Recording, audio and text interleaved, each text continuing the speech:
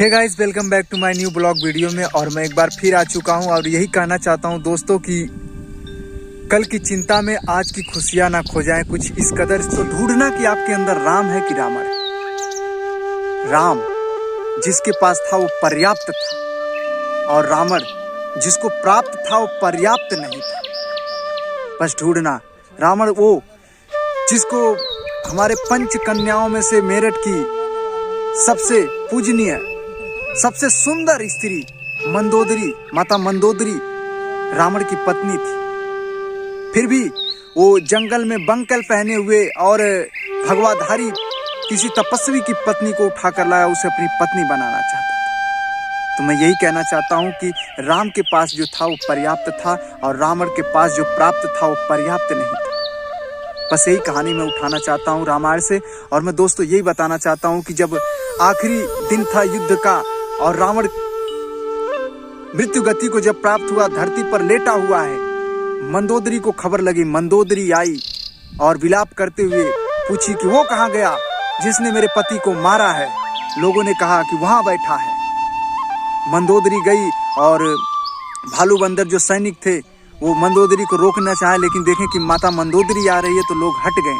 और राम पूरा शाम ढलने वाली है, सूरज डूबने वाला है, समुद्र के किनारे एक शिला पर सोच रहे हैं कि कितना रक्तपात हुआ, कितने लोगों का प्राण गया, कितने लोगों का सुहाग गुजर गया। इसी चिंतन में राम बैठे हुए हैं।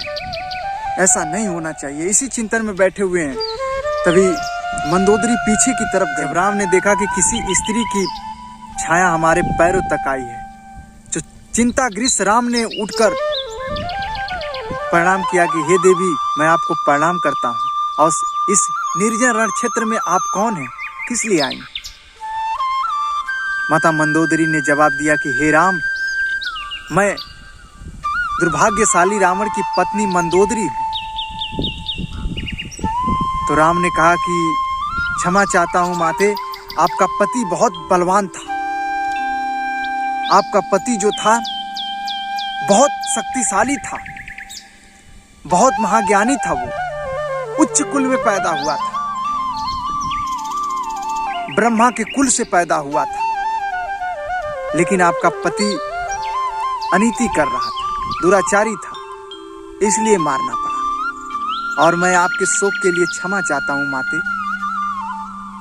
तो माता मंदोदरी ने कहा कि हे राम, मैं तुम्हें कोसने नहीं आई, मैं ये देखने आई हूं कि वो कौन है जो मेरे पति को मारा है।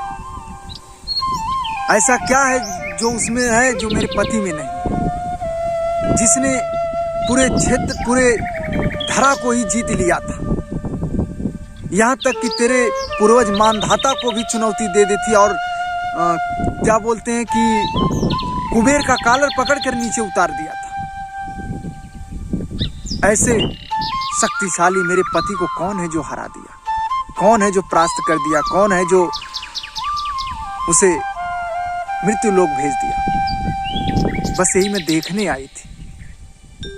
तो राम ने पूछा क्या देख लिया माता? कहा हाँ देख लिया।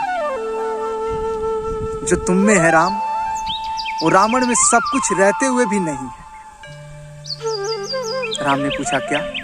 कहें कि एक तू है और एक रावण है।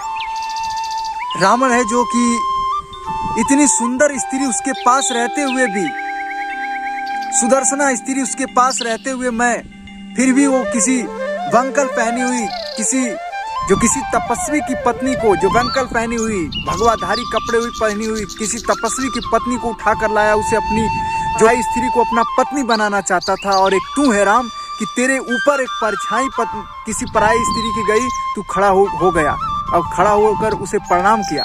और एक मेरा पति है जो किसी पराई स्त्री को लाकर उसे अपनी पत्नी बनाना चाहता है। बस यही फर्क है तुझ में और मेरे पति में। कहानी का सार यही है कि अपने चरित्र जो है उसे मजबूत करके रखो।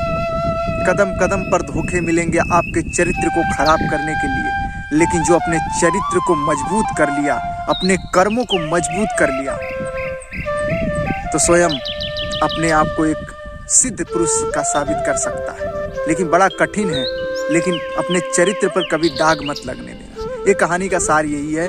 और अपने अंदर सरलता रखो, अपने अंदर सब्र रखो, क्योंकि सब्र से सब कुछ हासिल हो सकता है। बस आप करते रहिए और सब्र रखते रहिए, कर्म करते रहिए, सब्र रखते रहिए, तो सब कुछ हासिल हो सकता है।